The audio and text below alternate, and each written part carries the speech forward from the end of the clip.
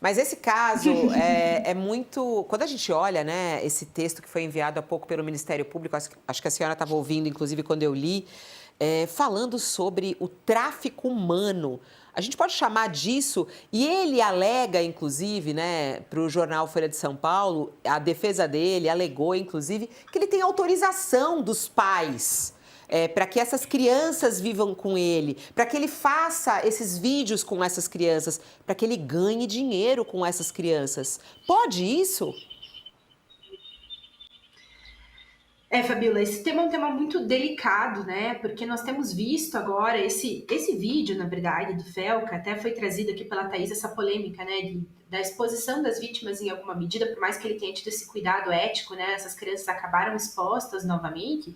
Ele levou para uma discussão um pouco mais profunda, porque a gente falava de tráfico de pessoas e tráfico de crianças, olhando muitas vezes para a exploração sexual com olhos na prostituição dita. E a gente deixava de tratar dessas situações que às vezes são chamadas de mais sutis, mas que não são nem um pouco sutis, né? São situações igualmente graves da exploração voltada para a exploração comercial mesmo dos corpos dessas crianças, né? Então, o que a gente vê hoje é uma luz lançada sobre estas situações que antes não eram debatidas de maneira tão profunda, ou ao menos não debatidas socialmente, assim, de uma maneira tão ampla, né? Acabava ficando muito restrito ali a discussões acadêmicas, a quem trabalhava efetivamente com políticas públicas de proteção das crianças. O Instituto Alana, por exemplo, mencionado ali pela Thaís, tem essa pauta já há décadas, né? Uma pauta importantíssima, mas que acabava bastante oculta. Então, a pergunta é, pode? Evidentemente não pode. O que acontecia é que se fazia vistas grossas, né? Algumas situações ficavam, às vezes, em linhas um pouco tênues, então... a mãe, que é blogueira de maternidade, mostra ali a criança tomando banho, monetiza aquele vídeo da criança tomando banho para fazer uma publi de um shampoo, né? Isso acaba ficando, às vezes, num espaço de debate muito delicado, mas que precisa também ser trazido à tona. Então, essa zona cinzenta toda sobre a exploração dessas crianças, sobre a exploração dos seus corpos, veio à tona com esse vídeo e a resposta é que não pode nenhum tipo de exploração, nem a exploração bonitinha, né, e nem a exploração que nos causa esse asco maior, que gera esse enfrentamento maior com as nossas questões morais, né? Então, o fato desse debate ter vindo à tona é muito importante. Essa exploração de imagem infantil tem que acabar. A gente teve recentemente uma decisão bastante interessante de política criminal e de política pública na Austrália, que foi o banimento das redes sociais para os menores de 16 anos. Foi recebida, é claro, pelo lobby das Big Techs de uma maneira muito negativa, o pessoal ficou chateado com essa legislação na Austrália, mas me parece que esse caminho é o caminho mais seguro, efetivamente, para a gente proteger as nossas crianças. Não existe exploração infantil que seja lícita, não existe exploração infantil que possa. Arthur, Juliana, é muito curioso que esse caso do Ítalo nasceu na rua, não na rede, né? Porque o Ministério Público da Paraíba foi atrás do Ítalo, ou passou a se interessar pelo Ítalo, depois que a vizinhança dele, no condomínio onde ele mora, ficou incomodada com o barulho das festas que ele dava e com o vai e vem de adolescentes fazendo topless pelo condomínio, em passeios de moto e tal.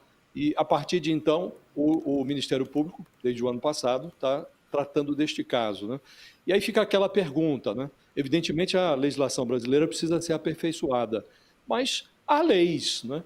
E essas leis vigoram na rua e na rede. E estamos vendo aqui que o Ministério Público está utilizando para perseguir judicialmente o personagem a legislação que trata da exploração sexual, tráfico humano.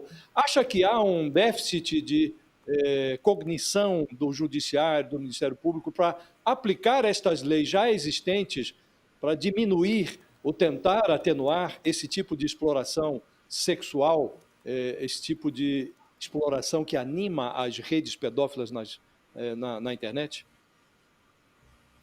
Josias, essa pergunta é uma pergunta muito complexa, de muitas camadas, porque é uma pergunta de política criminal, uma pergunta de sociologia, é uma pergunta que merece, assim, uma reflexão muito profunda do nosso poder público. Porque, de fato, o que faz com que nós tenhamos uma tolerância tão alta a casos como o do Ítalo e tenha que vir, né, até vi outras militantes aí de defesa dos direitos das crianças falando tem que vir um homem branco, famoso, youtuber, para falar para nós o que todos nós já sabíamos, o que já estava sendo dito pelo Instituto Alana, o que já estava sendo dito por dezenas de mulheres que militam pelo direito das crianças, o que já estava sendo dito por tantos, né? Por que a gente precisou desse vídeo para que uma atitude mais pungente fosse tomada? O Ministério Público disse que já estava investigando, que já estava atrás dessa situação, né? Que já havia o procedimento, já havia ação civil pública, mas por que a gente precisou que isso viesse à tona para esse debate ser mais profundo? Eu não sei te responder isso, Josias. A gente tem problemas muito graves de política criminal aqui no país. Eu acho que essa resposta ela é multifatorial. Existe a questão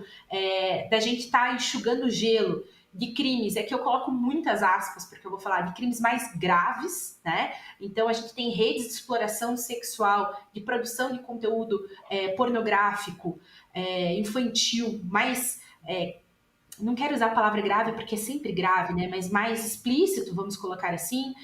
A gente tem investigações de complexidade muito grande de tráfico internacional de crianças para exploração sexual.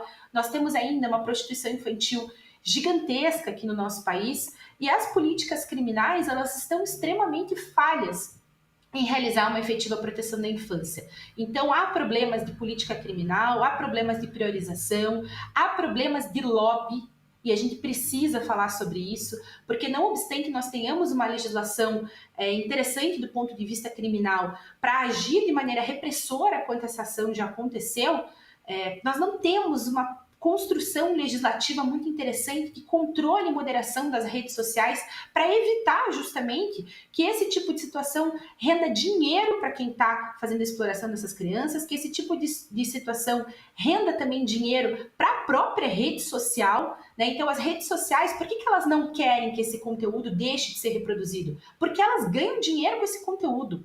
A rede social, ela vende a nossa atenção. E se nós temos pessoas consumindo em grande quantidade esse tipo de conteúdo, a rede social está lucrando. Nós tivemos uma denúncia muito interessante por parte do jornal Intercept, com relação à existência de emendas que foram realizadas por lobistas da Meta, incluídas dentro da legislação, sem que nós soubéssemos que essas emendas foram produzidas por lobistas da Meta, né? Então ficou lá nos metadados dos arquivos, mas não foi aberto isso para a população em geral, que havia emendas ali no PL 2628, também mencionado pela Thaís, que haviam sido realizadas por lobistas da Meta. Então é um problema de uma complexidade gigantesca. É problema de política criminal, é falta de investimento nas forças policiais, é falta de vontade política de mudar a nossa legislação, falta muita coisa. A gente precisa de muito mais cuidado com essas políticas voltadas para as crianças. É aterrador, como disse a Thaís, é desesperador a gente observar como isso não é um tópico prioritário e como a gente, mais uma vez, está colocando o lucro das Big Techs acima da preocupação com as nossas crianças e adolescentes. Tem uma pergunta muito interessante aqui da Maristela, voltando ao caso específico do Ítalo, né, e dessas crianças alvo dele. A Maristela manda uma pergunta aqui pelo nosso chat, querendo saber se, além de prender o Ítalo, também é preciso ir atrás dos pais e dos responsáveis dessas crianças? Eles também podem ser alvo de investigação e serem punidos por isso? Sem sombra de dúvidas, né? Os pais e responsáveis, eles têm o dever de cuidado, o dever de tutela dessas crianças. E como isso estava aberto para acesso da população, não é como se esses pais pudessem dizer, me parece, é sempre delicado a gente comentar um caso em andamento, mas não me parece que seja um caminho dizer que eles não sabiam o que acontecia. Né? Todos nós sabíamos o que acontecia, isso estava nas redes sociais aberto para que todos pudessem assistir. Então, sem sombra de dúvida, a possibilidade de que esses pais sejam também investigados, né? Para que se entenda por que houve essa autorização para que essas crianças participassem dessas atividades que são inadequadas e que são absolutamente exploratórias da imagem delas. Então, sem sombra de dúvidas, há uma responsabilidade paterna. A gente poderia falar que no direito brasileiro é uma figura, inclusive, de coautoria, né? A partir do momento que há essa autorização para participar das atividades. Doutora, bom dia. Uma dúvida. A Thaís ia fazer uma pergunta. Vai lá, Thaís.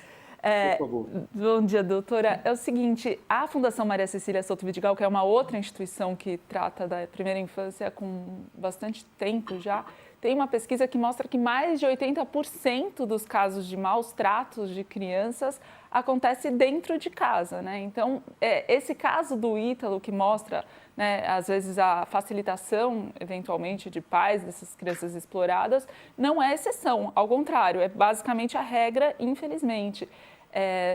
Isso coloca também camadas adicionais de dificuldade. Então, de novo, uma questão que a senhora levantou é que você não pode olhar para um problema como esse como uma questão só de internet ou uma questão só de polícia, é uma questão que demanda um olhar em que a escola tem um papel ativo de observação dessas crianças e eventuais denúncias, o posto de saúde, a creche, a assistência social demanda uma interseccionalidade, né? Em que estágio que o Brasil está para conseguir combater isso da forma que exige, né?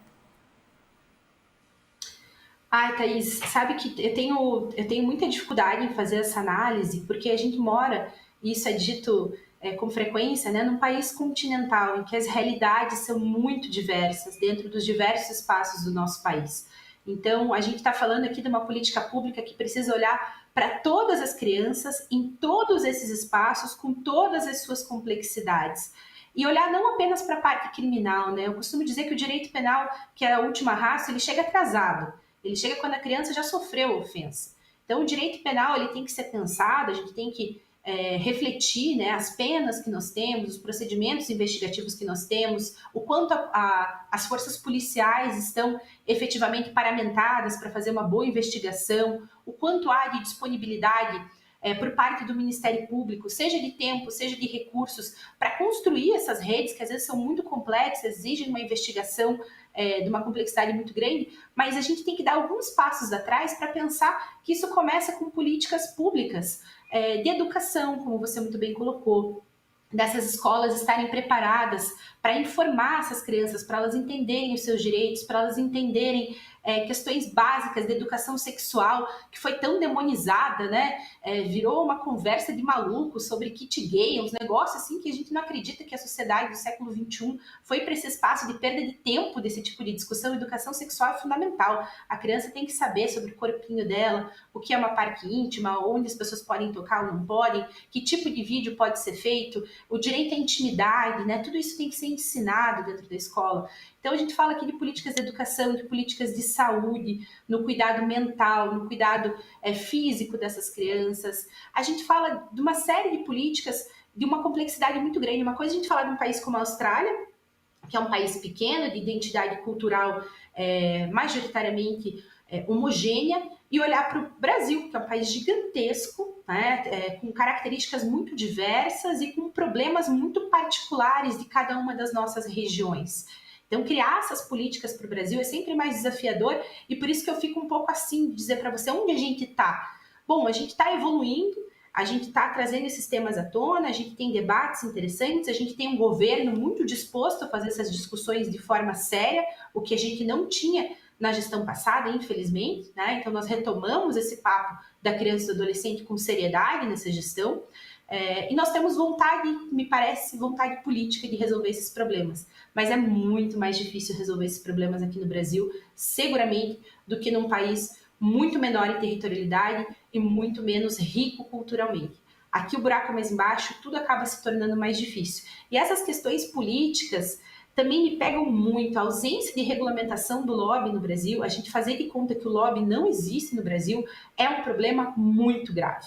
Porque a gente fica aqui com os olhos fechados para um lobby muito claro que está acontecendo e que é utilizado para sabotar legislações que são fundamentais na construção dessas políticas públicas. A regulamentação das redes, a educação sexual nas escolas e assim por diante. A gente tem discussões burras sobre esses temas e isso prejudica o avanço do nosso país em políticas públicas que sejam efetivas. Agora, doutora Juliana, dentro de toda a complexidade desse caso, a gente está tratando aqui da culpa dos pais, né?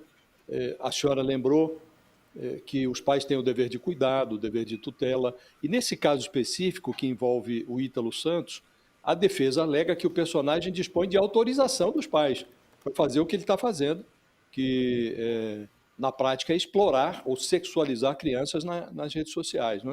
O que eu lhe pergunto há a insinuação de que os pais estão numa situação de vulnerabilidade social, que por isso permitiriam a exploração de crianças, que seria uma forma de obter dinheiro. Isso é atenuante? Isso pode ser atenuante no caso da responsabilidade dos pais nesse episódio específico do Ítalo Santos ou não? Esse dado, Josias, é um dado muito importante para fins de políticas públicas, né? Então, há pessoas em situação de vulnerabilidade e isso foi utilizado para uma facilitação na exploração dessas crianças. Certamente esse dado é um dado informativo importante para fins de políticas públicas, de análise do caso, da gente compreender como a gente vai enfrentar essas situações como sociedade. Do ponto de vista do direito penal, eu não consigo enxergar como isso atenuaria a conduta, tá? Talvez exista uma atenuante genérica ali no Código Penal que admite que a gente argumente ali diferentes situações de cunho moral, questões próprias do caso concreto, em que a gente pede a aplicação dessa atenuante genérica para uma diminuição de pena. Aqui já avançando muito na discussão, né? Partindo do pressuposto que haverá uma denúncia, que haverá uma condenação e que nessa condenação teremos um cálculo de pena.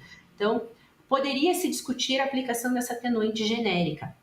Mas, sendo bastante sincera, eu não consigo enxergar isso sendo admitido pelo judiciário brasileiro, essa atenuante genérica, em virtude da vulnerabilidade social. O que pode acontecer é essa vulnerabilidade social ser utilizada, na verdade, como um agravamento da conduta de quem fez a exploração financeira, né? Então, olhar para essa vulnerabilidade social como um facilitador para predar essas crianças, né? Então, isso sim eu consigo enxergar acontecendo, mas como exculpante, eu não consigo enxergar essa argumentação colando, vamos dizer assim, no judiciário.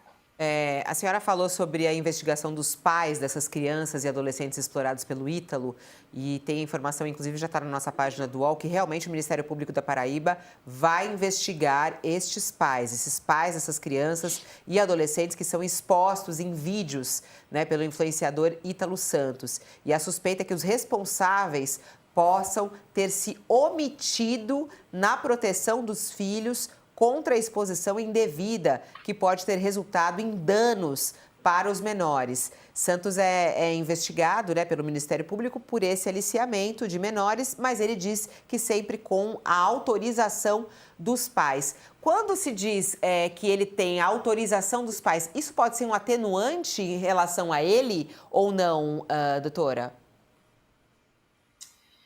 Muito difícil a gente adiantar isso, Fabiola. Teria que ver como isso é construído dentro dos autos, dentro do caso concreto. Esse tipo de processo ele é sempre sigiloso para preservar as vítimas, né, para preservar as crianças.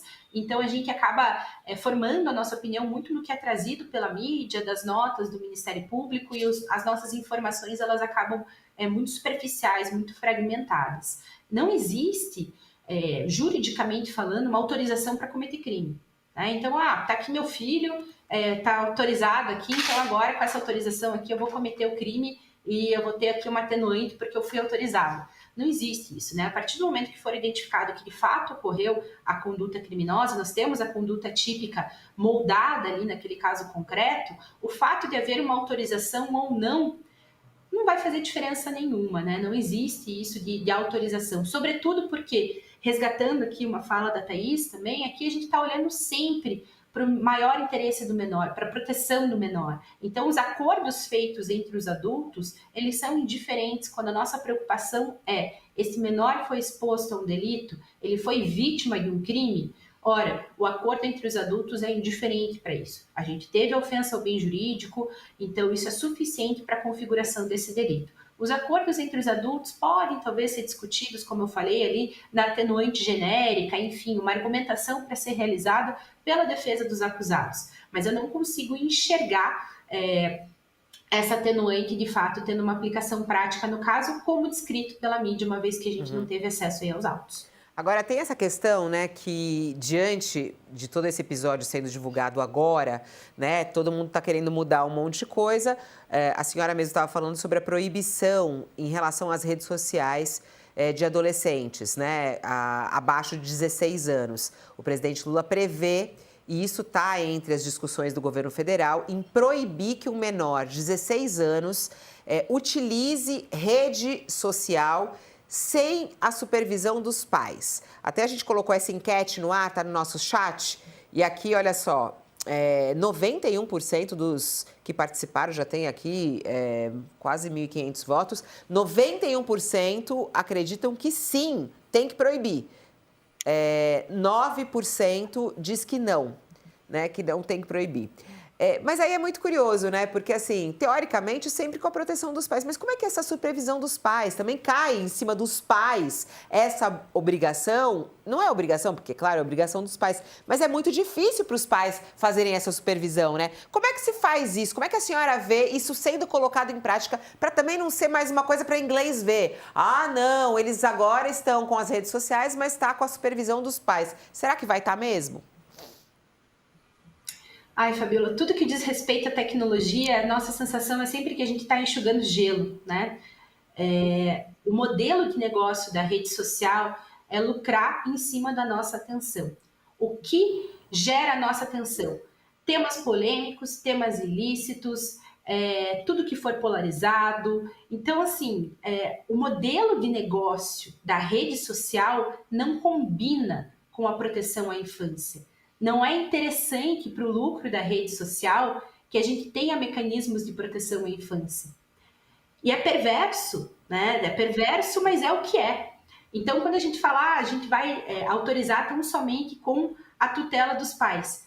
Boa parte dos perfis em que a gente vê a exploração dessas crianças, e isso fica claro também para utilizar aquilo que está em pauta, né? Que é o próprio vídeo do Felca, fica claro que há a presença dos pais, né? Há a companhia dos pais durante a exploração dessa imagem. Então, você colocar lá no perfil do João Henrique, seu filho, monitorado pelo papai e pela mamãe, não vai impedir, né, que essas redes de pedófilos comentem ou peguem as imagens ou utilizem as imagens do teu filho para produzir vídeos com inteligência artificial. Então, a gente está hoje lidando com fenômenos tecnológicos de uma complexidade muito grande em que nós, enquanto sociedade, até eu como advogada, né, que não sou uma pessoa da tecnologia, nós temos dificuldade de entender para conseguir enfrentar esses fenômenos.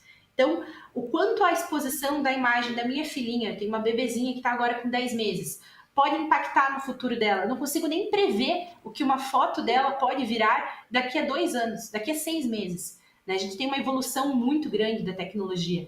Então, novamente, colocar a habilidade tão somente nos pais não é a solução. Nós precisamos regular as redes sociais e nós precisamos fazer com que essa regulação seja a regulação de fato. Ela não vai ser interessante para a Meta, ela não vai ser interessante para o Google, ela vai diminuir o lucro dessas plataformas, mas isso não nos interessa. O que nos interessa é proteger a infância. Então, essa regulamentação precisa acontecer não apenas com a responsabilidade dos pais, mas com a responsabilidade desses negócios também.